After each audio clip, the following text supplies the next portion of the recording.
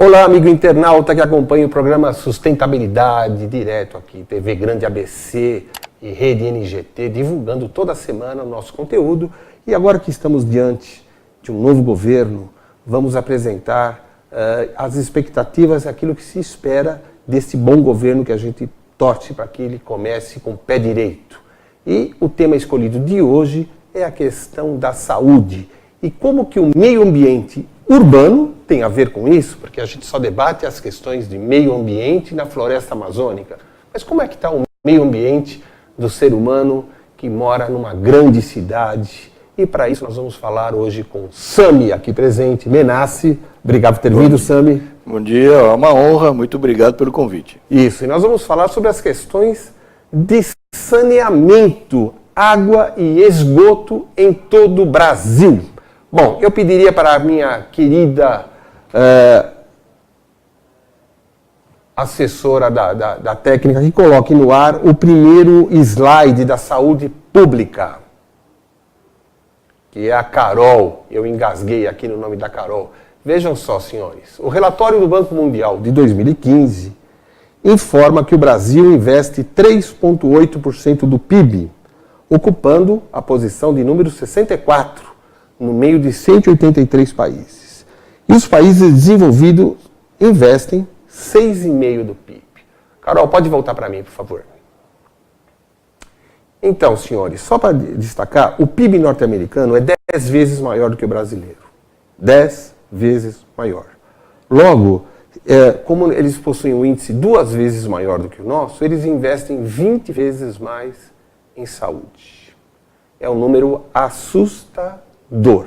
E a pergunta que a gente coloca no ar logo de cara: seria possível em 4 anos de governo chegar em alguns números que sejam próximos desta possível solução?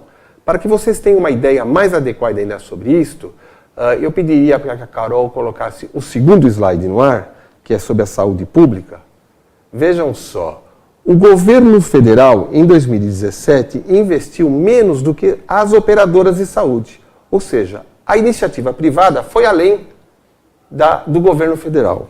Então a questão é, como resolver esta lacuna?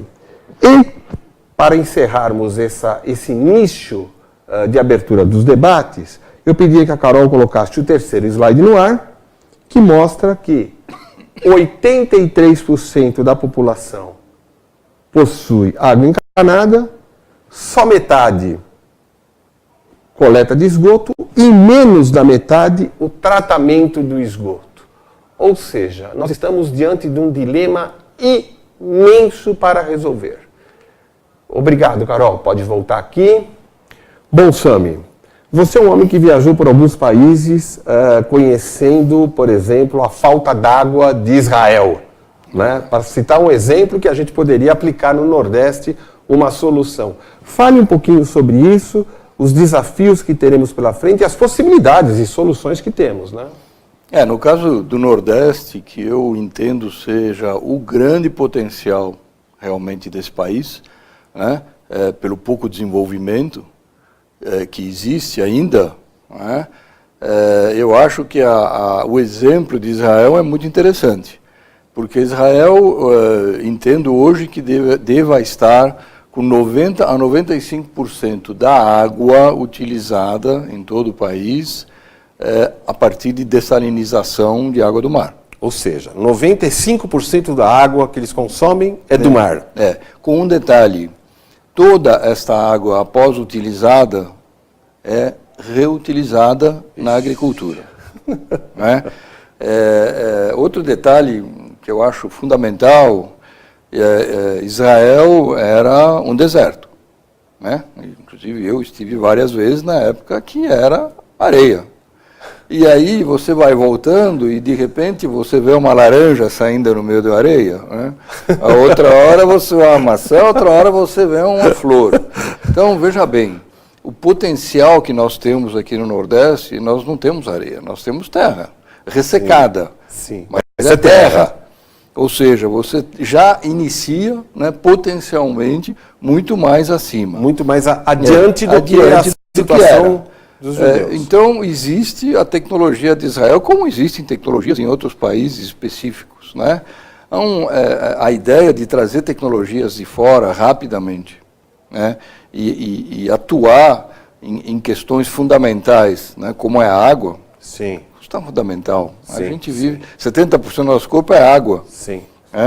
Você vai no médico hoje, a primeira coisa que ele pergunta é quantos litros de água você toma por dia?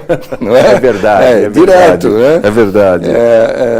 E saúde é água, a gente sabe, né? Todos temos dados aí mundiais da OMS, Organização Mundial de Saúde, não só no Brasil, e onde é claro que as grandes contaminações que existem geram problemas enormes de saúde. Sim. Ou seja, é uma fonte incontrolável, na verdade, na questão da saúde, né? Na questão do SUS, por exemplo, né? Andando um pouco mais adiante. Sim.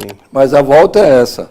A gente ouve aí o novo governo falar em fazer dessalinização a partir de uma doação de Israel, e de novo, fala em Israel, qualquer país que tenha a tecnologia. Temos que pegar exemplos de sucesso, exatamente, né, Sami? Eu acho que isso é um caminho muito interessante, e eu entendo que meio ambiente, na minha modesta opinião, é importante a mata amazônica, é importante a preservação de áreas indígenas, enfim, se vai ter Angra 3 ou não, a parte de energia e água. Temos que falar mais sobre água. Sim. Eu pediria que a Larissa e a Carol colocassem o slide número 4 no ar, porque ele traz também uma informação muito interessante sobre a questão de saúde da água e do esgoto tratado. Vocês estão vendo que os índices na região norte e nordeste são lamentavelmente pequenos, 16,4 e 32,1. Dessa média de 42,7 de todo o Brasil, nós temos a região centro-oeste, que é a melhor, com um pouquinho mais a metade tratado. Agora, nos índices das menores regiões, nós temos índices de internação 4 vezes maiores na rede hospitalar, com diarreia, com transmissão de doenças através de ratos.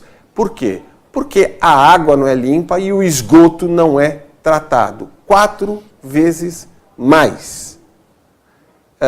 E o grande dilema que nós temos que debater no Brasil é o seguinte: nós precisamos cerca de 500 bilhões de reais para resolver esta situação. Para vocês terem uma ideia, olha aí a Carol entrando antes, colocando no ar, estes são os números. Investir 508 bilhões para ter 100% da água tratada em 2043 e 100% do esgoto em 2054, já que a previsão anterior é que atingiríamos esses números em 2033. E por que não atingiremos? Obrigado, Carol. Por que não atingiremos? Porque estima-se que o Tesouro Nacional tenha cerca de 400 bilhões de reais comprometidos com os empréstimos feitos pelo BNDES e para organizações latino-americanas e africanas. Ou seja, o Brasil não tem água, mas a Venezuela atrasa 1 bi de pagamento, por exemplo, nesse ano. Então, aquilo que nós temos de dívida daria basicamente para até 2050 colocarmos isto para funcionar. Ou seja, Sami, se não houver investimento externo, não vai ter como resolver isso. Não, isso é óbvio, evidente. Eu acho que, inclusive, o novo governo tem focado, né, na questão de trazer, né, investimentos de fora, até aqui dentro, né, empresários que, de alguma forma, estavam represando os investimentos. Sim. E aí entra toda essa questão que já foi falada, da parte jurídica, né, da segurança, mas eu não vejo nenhuma outra solução possível a não ser realmente privatizações. E nessa área de água e esgoto existem tecnologias, né, muito avançadas, muito mais viáveis até em termos de investimento, E eu tenho certeza, aliás, no mundo inteiro, se você vai nos países desenvolvidos, cidades famosas, elas têm o tratamento de água e esgoto feito por empresas privadas. Né? É um bom negócio, porque é um retorno garantido, na verdade, desde que esteja realmente juridicamente protegido e que se faça, e aí eu insisto um pouco nisso, né? O Brasil nisso está atrasado, a utilização de tecnologias novas, né? Tecnologias ambientalmente corretas, tecnologias comprovadas, saindo um pouco, né, do formato antiquado hoje de trabalho no Brasil, muito em função realmente de investimento. A gente não pode culpar as empresas, olha, a empresa X ou Y de saneamento é culpada. Não é bem assim. Né? É a mesma coisa que também a gente não pode dizer que toda a responsabilidade de tudo que acontece é do governo. Nós, né, como cidadãos, nós temos que ter a nossa parte nisso.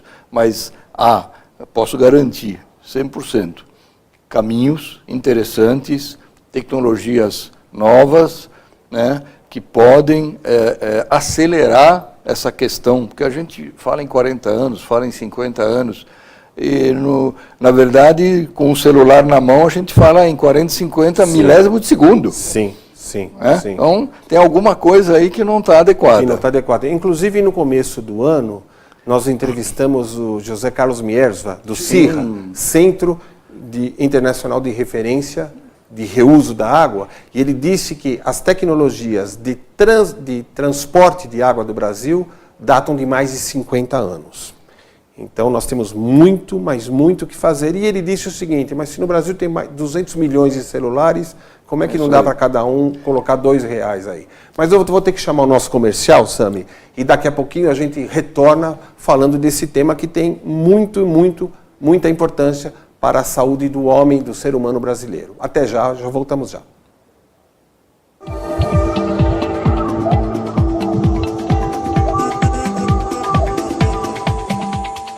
Pior que não ler jornal é ler apenas um jornal. Leia, assine e anuncie no Jornal ABC Repórter. 4224-4789. Se você é notícia, foi ou vai ser, ligue para a nossa redação ou mande um e-mail para redação@jornalabcreporter.com.br. ABC Repórter, o diário. www.jornalabcreporter.com.br.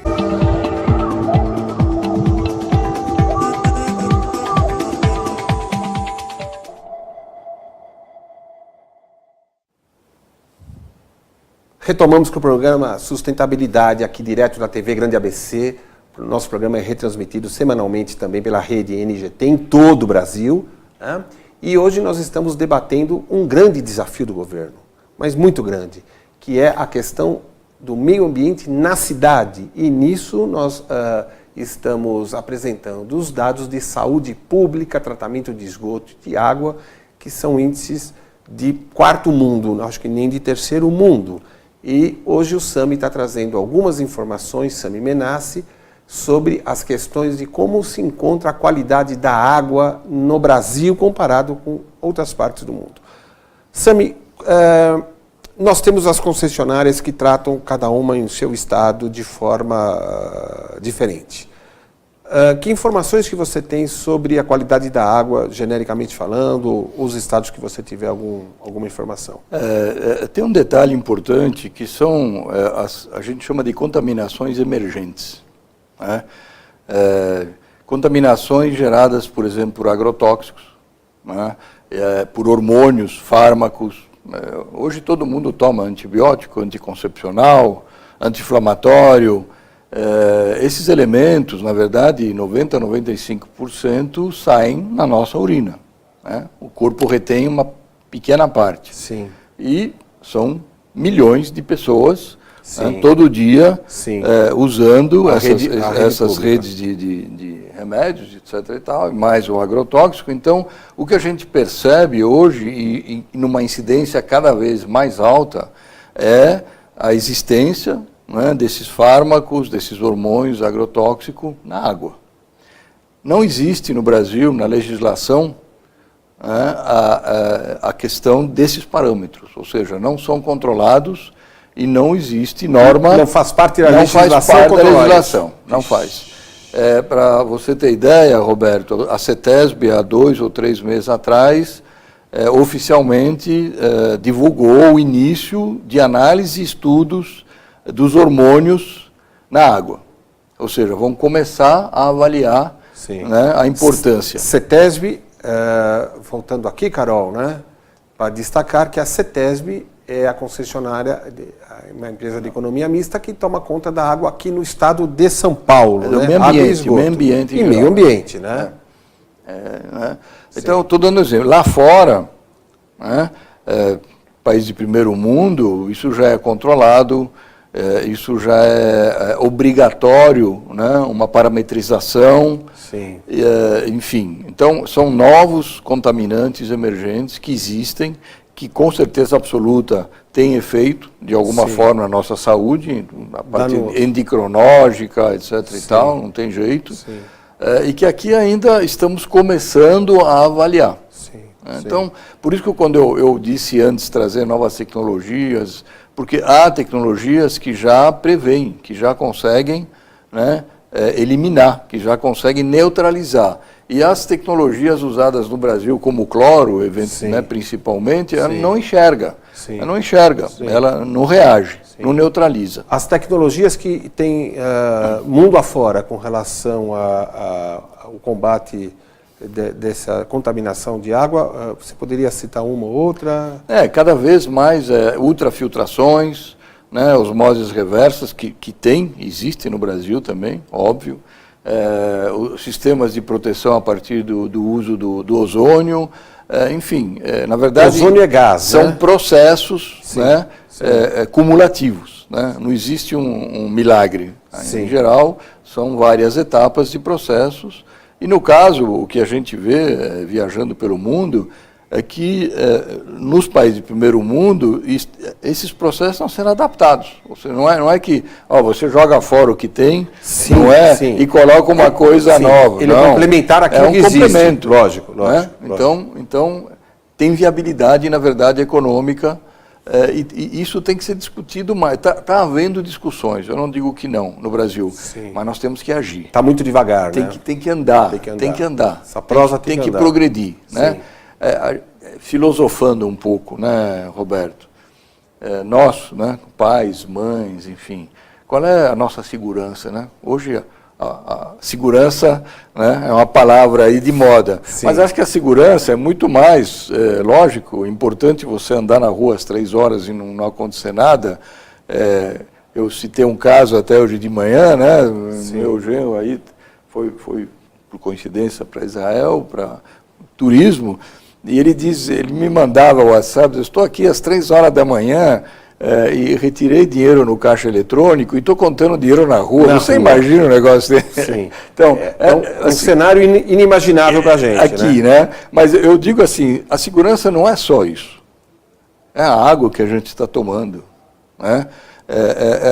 É a gente ter uma tranquilidade de que nossos filhos, filhas, vão ter estudos, né? Vão ter um preparo para esse novo mundo. É um novo mundo. E que receberão um país melhor do que esse que nós estamos vivendo. E eu acho até uma atribuição a eles, né? Sim. Uma atribuição a eles. Um novo momento. Um compromisso. Tá certo? Então, a parte de saúde e segurança também você ter tranquilidade, que amanhã você tem algum problema, você vai ter uma assistência. Então, a gente tem que olhar essa segurança como um mosaico.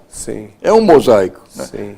Não é só questão de estar ou não estar armado. Né? Exatamente. Isso é muito pequeno para entender o desafio do país. Sim. Então, o que a gente espera realmente desse governo que começa, na minha opinião, com o pé direito, mostrando ações, e eu tenho certeza que o Congresso vai apoiar aí, eu brinco sempre, né? A gente lê no jornal, né? A oposição.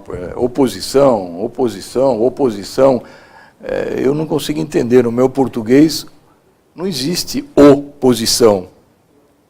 existe a posição, né? Então, é ter uma posição, e não precisa ser oposição. Está errado isso em português, né? Sim. Né? Mas a gente... Mudar, mas vai mudar, eu tenho certeza que vai mudar o conceito, porque afinal das contas é o elemento humano. Sim. Sami, você falou de osmose reversa, Sim, né? sim. E osmose reversa é usada em Israel, é isso? Para tratamento, para a osmose dessalinização? reversa é usada no mundo inteiro, mas é um dos itens importantes no caso da dessalinização. Tá. Né? A dessalinização, pelo menos o que a gente conhece e já viu aí no mundo inteiro, obrigatoriamente usa a osmose reversa, que é sistema de membranas, etc. Então, membranas? É um processo. Tá. No caso do ozônio, é um gás. O ozônio, na verdade, ele é muito efetivo na desinfecção. Né? O ozônio é um gás gerado a partir do meio ambiente, ou seja, a matéria-prima é o ar, né? O resíduo é o oxigênio, então ambientalmente, e a gente fala aqui em sustentabilidade, praticamente ele é único, por enquanto, no mundo. Né? Ele tem um efeito muito forte, muito intenso, na questão realmente de desinfecção, de fazer a desinfecção. Né? Tá. Ou seja, ele é indicado, inclusive, então, no uso hospitalar. Largamente utilizado hoje no mundo inteiro, sistemas de saneamento quase que é obrigatório, né, a utilização do ozônio justamente para polir o final, porque existe um conceito que tem que ser olhado, que é assim, ok, a legislação brasileira é excelente, né? Ela é rigorosa, Então, uma indústria trata o seu efluente e joga no rio, né? Joga no lago ou joga no mar. Ele tem que sair devidamente tratado, porque senão ele está contaminando. Então, se você usa muito produto químico, você resolve o seu problema interno, legislado, e você joga o problema lá na frente dos outros. Né? E isso complica, inclusive, as empresas de saneamento, que têm um compromisso adicional. Redobrado, às vezes, de custo até, né, para poder tratar aquela água que está vindo. Então, por isso que eu falo, é um mosaico. Né? É uma solução desse problema, ela não é tão complexa assim, pode ter certeza. Eu acho que ela tem que ter uma participação governamental no sentido de facilitar. Eu sou contra subsídio, esse negócio de dar dinheiro de graça, eu sou contra isso, mas de fazer alguma coisa que seja viável, né, para a indústria também poder fazer a sua parte, né, atendendo a legislação. Então, tem que ter um tratamento, tem que ter a parte empresarial, tem que ter a parte governo, né? De novo, é um mosaico. Para que, quando a gente fala em SUS, né? Fala assim em SUS, realmente, o SUS cada vez é mais importante, a gente sabe que com essa crise, uma enorme parte da população não tem como pagar mais plano de saúde e acaba no SUS, ou seja, mais problemas, mais sobrecarga, né? Mais sobrecarga. Vamos na fonte. Né? Além, lógico, de prover o SUS de mais facilidades, etc. e tal, mais postos, como evitar, né? Como minimizar a ida das pessoas ao SUS. O que nós podemos fazer para fazer isso? E a água, eu garanto para você, é um elemento fundamental. Fundamental. Ele vai, com certeza, eliminar uma grande porcentagem de problemas que existem hoje no SUS. Enfim. E com investimento muito mais baixo do que o custo na ponta. Existe um estudo da OMS, que se conhece no mundo inteiro, que diz que cada real investido no saneamento economiza R$4 na saúde. Inclusive bate com os números que nós apresentamos, que os hospitais, os estados com baixa utilização de rede de esgoto tratada, ela possui 4 vezes mais internação. Então, assim, tanto hospitais, condomínios, eu acho que todo mundo tem que olhar, a indústria, o hospital, o condomínio, o que fazer para minimizar esse problema. Bom, querido amigo, temos que encerrar a nossa participação hoje aqui, direto dos estúdios da TV Grande ABC.